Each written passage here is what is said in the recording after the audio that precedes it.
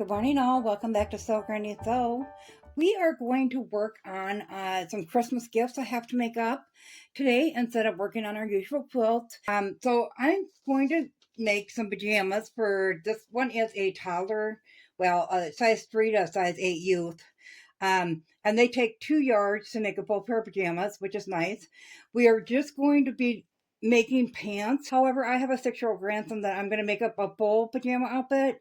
We're going to be making a size 7 little boys, and we're going to use the pants and then this overshirt here. We're just going to do the pants today, and we will do that overshirt in another video. So we're going to get started. We need, of course, if you want to make this, you're going to need a pattern. Now, I get my patterns on Facebook for sale grids because I can get them cheaper. The last time I went to Walmart and purchased a pattern, it was $18, and I thought that was crazy, so I wasn't going to do it again. I'm sure the little kids' patterns are a lot cheaper, but you can also find them online at so many different places, so I would check around first to get the best deal on the patterns you can. The thing I like most about these patterns that I selected is they got the one piece instead of two piece for the front and back of the pattern. So what you're going to need, we'll go through our list here, is of course your pattern, which these are pieces too. And you're going to need stick pins, or you can also use weights.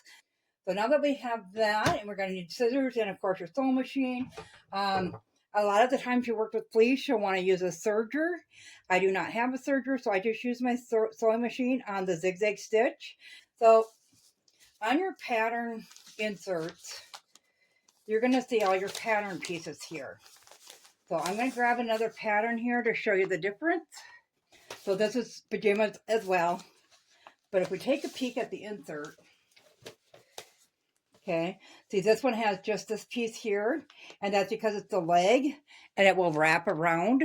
So this will be the outer edge of the leg, and this will be the inseam. And then a lot of patterns, they have the two pieces that will actually make this same part.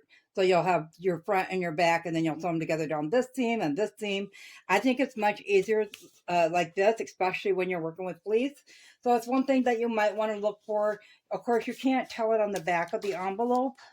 So you'd almost have to open an envelope packet and look inside at your insert to see how the pattern pieces actually are. So if you're interested in this pattern, it is pattern number L9586 from McCall's. So that's something to look out for if you're looking for this exact one. This is the easiest one I found for the little kids' pants. So with the pants and the shirt total, we have 8 pieces. And I'm going to go into detail about cutting out the pattern and stuff for those that are new to working with patterns. Like I said, I already got the pants one cut out because I have used that already. But they come on sheets on the inside for those that have not worked with them yet. And I just they come on sheets like this, and many different pieces will be on it. So you just cut around on your insert. It will tell you, whoops, let's get going down here. It will tell you this is a size 7 of the A shirt. So we're going to look over here, and then it's going to tell you what pieces you all need for this. So 1, 2, 4, 5, 3. So you want to make sure you have, like this one is a 4. That's the drawstring for the pants. And that's your front facing, which will be your undercollar on the 3, number 3. So you just want to, and there's a 5. So you just want to make sure you got all the pieces cut out for what you're going to be making. So this here is all for this sweatshirt right there, or that shirt, overshirt, pajama top. It says they're not supposed to be used for pajamas. Of course, you know, we always have to have that warning. I don't know about you guys, but I will often put on a cozy pair of fleece jammy pants and sleep in them. But they got to have that warning for kids' sake, you know.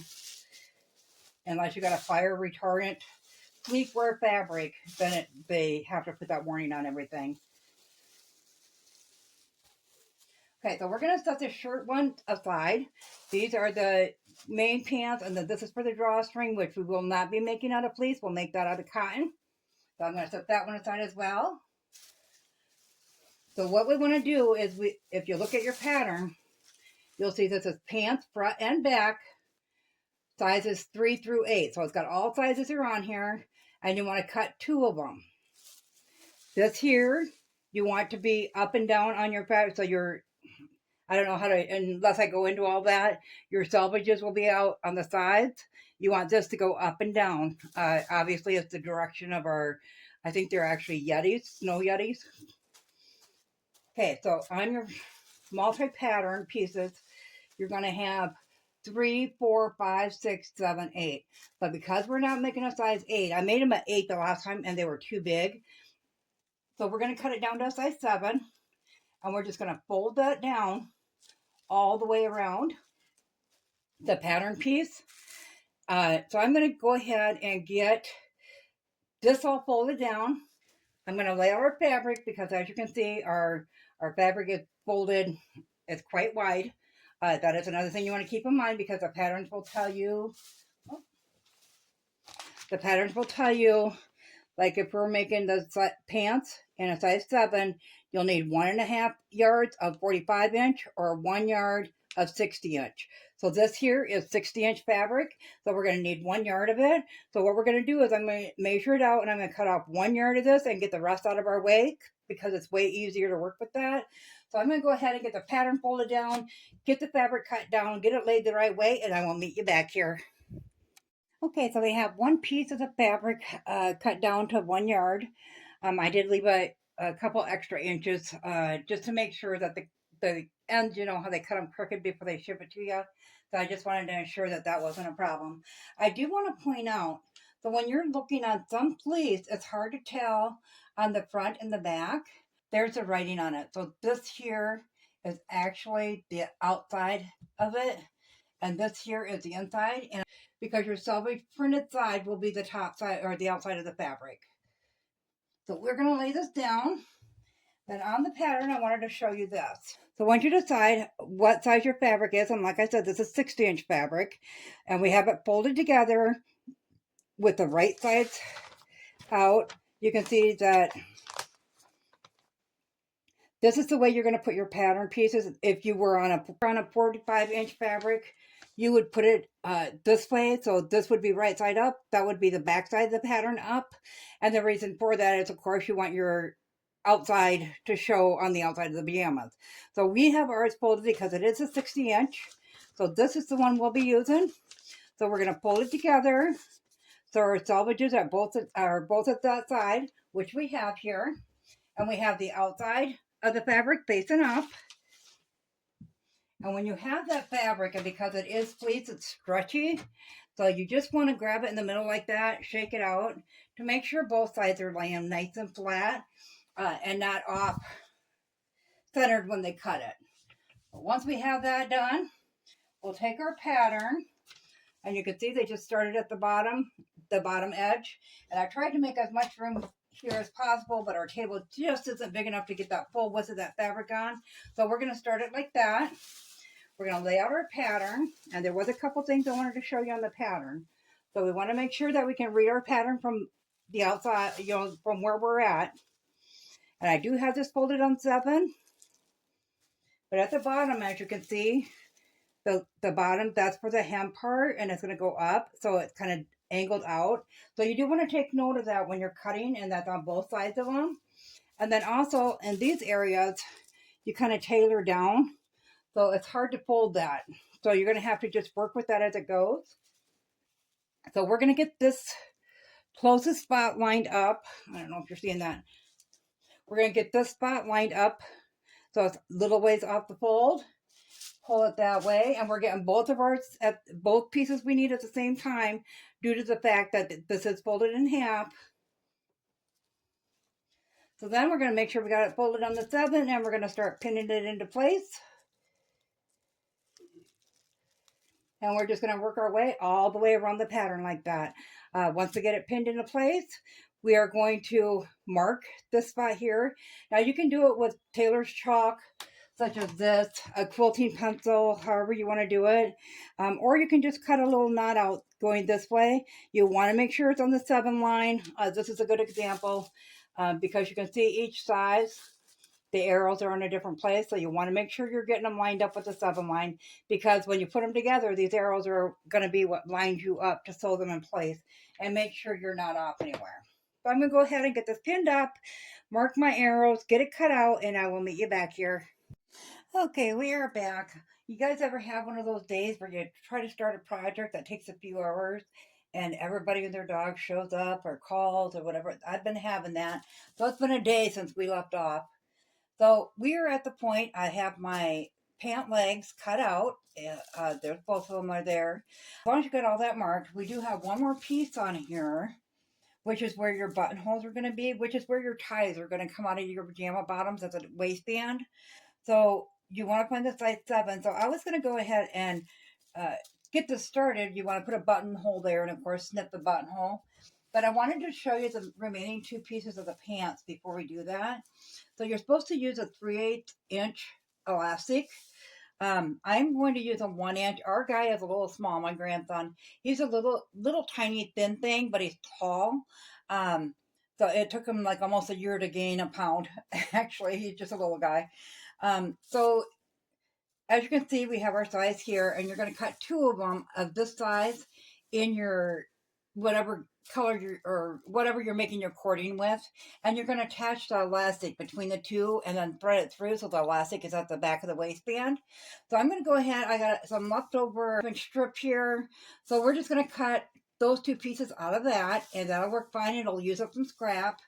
And then whoops, I guess I got these 2 pieces mixed around here. That one goes to that. And then we're going to use your elastic, and once again it has your measurements of how big you need it. And remember, it's only going to be at the back side of that waistband. So with the size 7 down to there, it says to use 3/8. I'm going to use a 1 inch piece, and that's why I'm going with a 2.5 inch strip instead of the thin stuff. By the time I fold that in half and sew it, it's going to be down to 1 inch, which will be parallel, or which will match up with lining up the elastic with it.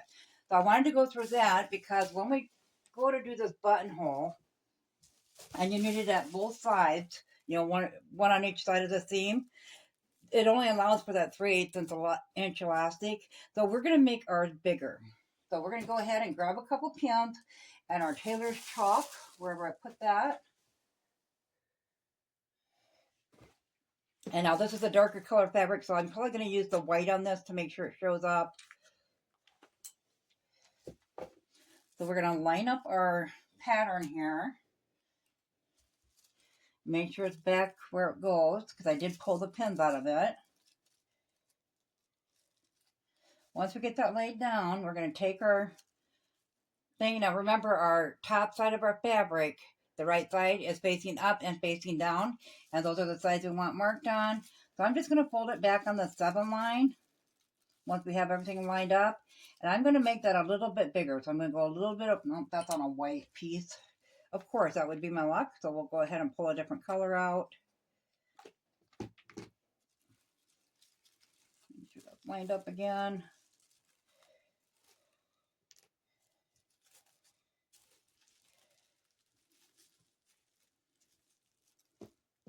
And then we're just going to mark a little bit past each end and draw our line there. That way we have a good marking of where it's going to be. So on this side, I'm just going to go ahead and put a pin at each end. Then we'll flip it over and we'll mark the other side. Once again, that's on white. I don't know how that happened.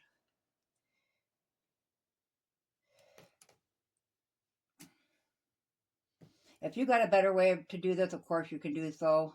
This is just, I don't put much into it. As long as they're in the general area of where you need them to be, it's not going to be off either way. You do want to make sure though, now it has it up here. I could not find a seam allowance on here at all of what they want you to sew this exact piece with. And it doesn't say a size. So I'm assuming they're doing one size for the whole pattern. But I don't find that anywhere on here either. Oh, 5/8 inch seams unless otherwise noted. Okay, so we're doing a 5/8 inch seam allowance, and we're going to have 1 inch at the top because I did make some changes. We're going to go over this. So we're going to have 1 inch at the top, or automatically just to allow for the elastic. And then of course you'll have your folded over edge when you tack that down along there. that buttonhole in there, you do want to make sure, see it's up here on the line, the fold mark. So you do want to make sure it falls down where your elastic's at. A lot of times the patterns, especially on pajamas, go so far up on the waist that the kids are usually rolling down their waist anyways. So we do have some playroom in there to maneuver that where we need it to be. So I'm going to go ahead and mark mine down further. I'm going to measure out that inch, fold that over. I'm going to add an extra 1/4 inch so we can tuck that edge up when we roll it.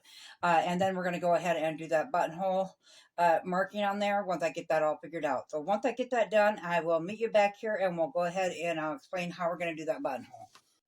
Okay, so I have our buttonholes marked out and they're all lined up now. One thing you do want to keep in mind as well is, get this out of the way, is when we're putting our pins on there to mark out the line, we do want to make sure that it leaves a little room on each side of your 1 inch to put that in there. If you use a 3/8 inch, there won't be no need to make any changes. It will have the marking on the pattern that you can just trace over onto your fabric. So I got a pin through each of mine where I'm going to put the buttonhole, and I don't actually use the buttonhole attachment on my sewing machine. I just zigzag a line this way, a line down, a line back, and a line that way. And then I go over it a second time. And I just set mine on a very small setting when I do that. I'm going to put in both a buttonhole on that front side and on this other front side. And then once I get those done, I'll come back and we'll snip those open and they'll be ready to put the pants together, which is really easy and really quick from here on out. I've got the buttonholes put in on both of them. So I was looking at this and the pattern said to go this way with it. I've never done one this way before. It's always been up and down across it. So this should be interesting. We're going to go ahead, and I think I did on the jogging pants I made with this pattern. I think I did that one up and down because I didn't look at the pattern. But anyways, you want to back it. It says to use interfacing. I just take a little piece of scrap of fabric and sew it on the back of the buttonholes. I've always done that. But you can use interfacing if you want. Then you're just going to snip it open. Now you can go through here, just like you would a buttonhole. And then at the end, you're supposed to cut like that. When I'm using fleece, I just put that slit in there, and that's all I ever do. But that's not the correct way to do a buttonhole, but neither is sewing it with a zigzag. So anyways, I have them both cut now like that. I did want to show you for the drawstring. Set that aside a minute. So all you're going to do is you have 2 pieces like this. You're just going to take it, you're going to fold it in half, and you're going to sew along this outside edge. And I just used a 1/4 inch seam on that all the way along. Turn it the right way, and then you're going to iron that flat, and you're going to sew at the end of it. I just did mine in white. That's what I had on the machine. And then you're going to slide the elastic into the tube, and then you're just going to sew an X on that so it's nicely attached to it. It ain't going nowhere. So I'm going to go ahead and get the rest of this one all put together. Then we're going to come back and we're going to start on the pants itself.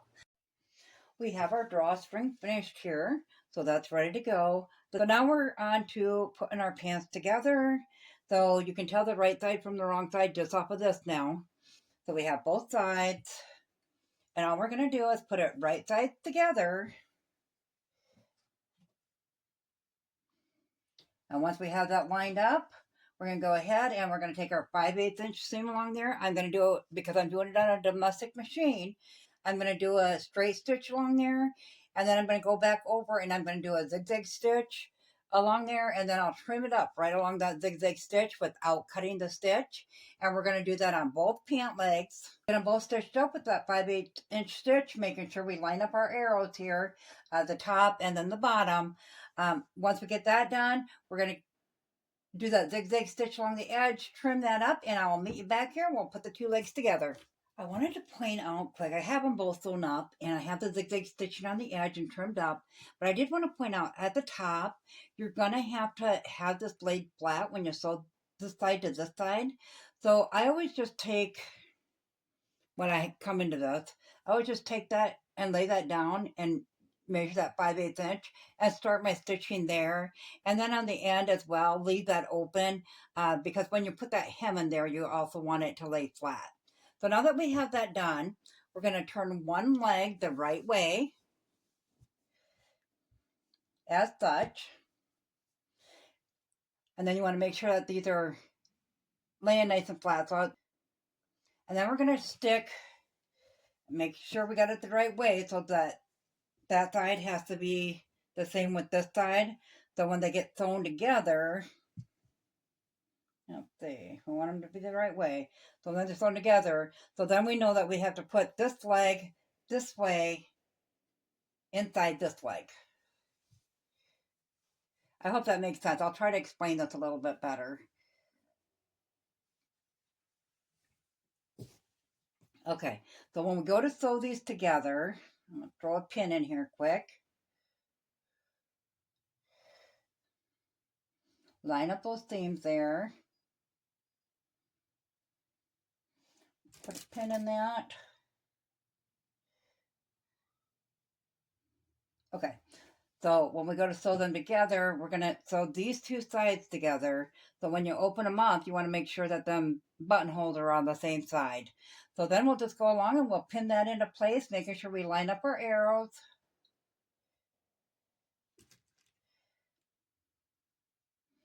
And then at the top,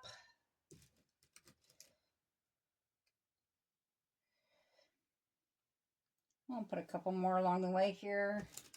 We'll flip it over and do the same with this side. Make sure you line up those arrows.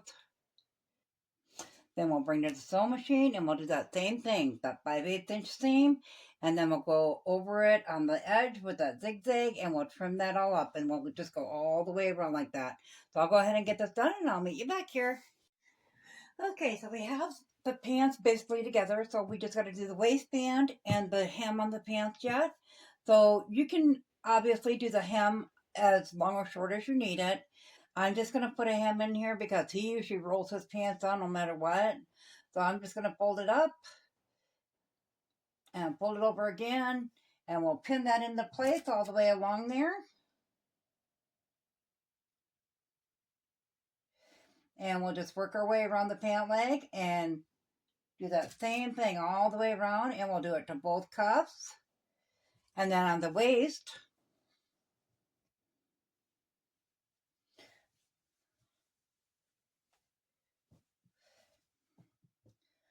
we are going to lay this on here, knowing it has to come out those holes. Fold that over a little bit. Fold that down. Make sure we're clearing that up, elastic. Then we'll pin that into place. And we'll do that all the way around it. So when I sew it, I will not sew it with elastic in there, because otherwise you might accidentally hit the elastic and it won't be able to be moved. So we'll just pull it through as we go, using that elastic as a guide all the way along to make sure that we get enough that we can fold that over without hitting that elastic. So that way when we thread the elastic in, the drawstring, we're going to make sure it lays nice and flat by doing that. So I'm going to go ahead and get the waistband done, the hem's done, and I will bring it back and I'll show you the finished pants. So we now have our pants finished. So we got the hems in them, got the waistband on. It gathers up nicely with the elastic in there. So that is all there is to it. These are really simple to make as long as you find that one-piece pattern like I showed you. We'll be cleaning out our sewing machine next. The fleece really builds up in your bobbin casing, especially if you got the drop-in one. So keep your eyes open for that. We're also making another block for our Quilt Builder card deck series. So keep your eye out for that one too. As always, guys, if you found this video useful, go ahead and hit that like button. It really helps our channel grow. If you haven't subscribed yet, go ahead and hit that subscribe button because we'd love to see you at Sew Granny Sew. Thanks all. Have a great day. Bye.